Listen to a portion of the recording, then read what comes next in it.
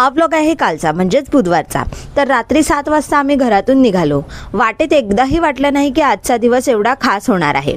Mummy आली न्यायला रक्षाबंधनसाठी आणि मला 4 दिवस आराम मिळावा म्हणून।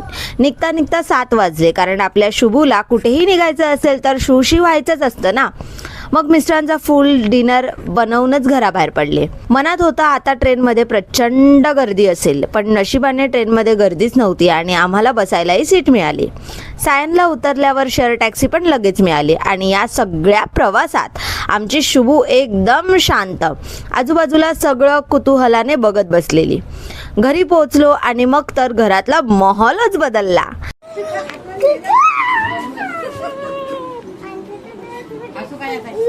गल्लीत आत्या, मामी आणि आरुई जिया लगेच एक मोठा हग आणि पुढच्या मिनिटाला भांडण सुरू।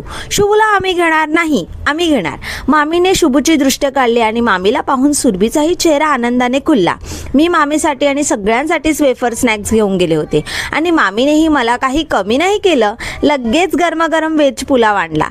माझं आणि मामीचं नातं असंच आहे, मी काही घेऊन जाऊ की नको पण माझे लाड मात्र मामी करतेच।